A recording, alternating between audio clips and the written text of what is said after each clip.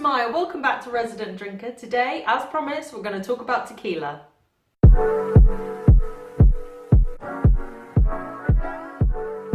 So in my last video, I wanted to know what everyone thought about tequila and what your experiences were of tequila. And to be honest with you, they were quite similar. A lot of people had tried tequila and not particularly enjoyed it. And that was mainly because they'd done it as shots and let's be honest, by the time you get to 3 o'clock, any decision that you make in the morning, 3 o'clock in the morning, it's probably not a great decision. So doing shots at that point in the night, you've probably had quite a few drinks already.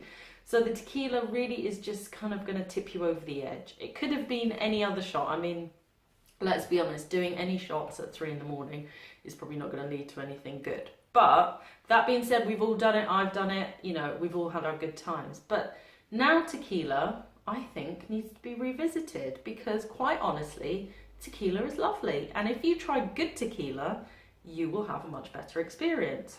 So let's kick off with, what is tequila actually made from? Well, a lot of people think, oh, it's made from cactuses. Well, no, it's actually made from the agave plant, which is a succulent. Now, the gardeners out there will know what succulents are. If not, you can Google it. But they grow to very, very large sizes in Mexico.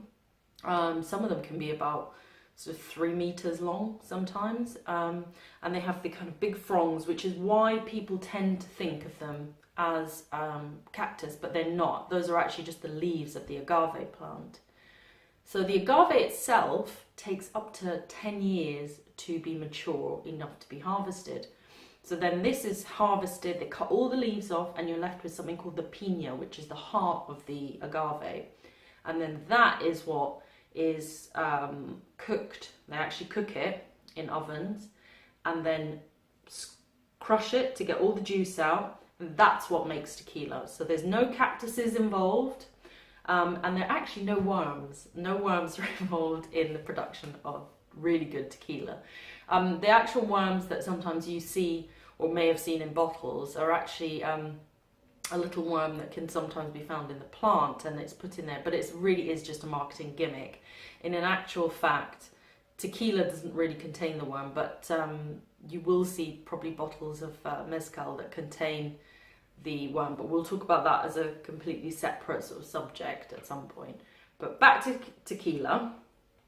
Now, the reason that you have probably not had the best experience with tequila is that you've not drunk tequila that is 100% blue agave.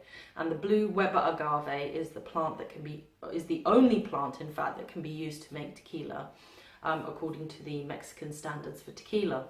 So I would say, whatever you do, whenever you're going to drink tequila, ensure that it says 100% agave on it.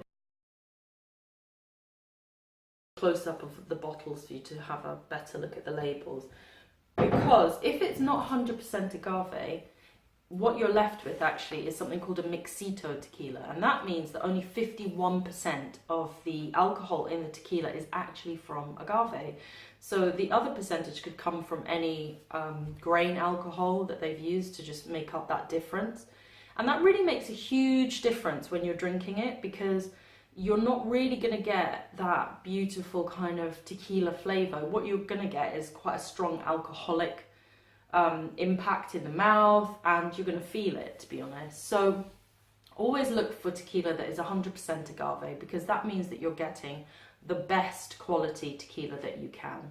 And I would say that that's really important with tequila, because if you choose the right tequila, you will enjoy it. You will be able to drink it and think, oh, actually, I can really taste different notes in here.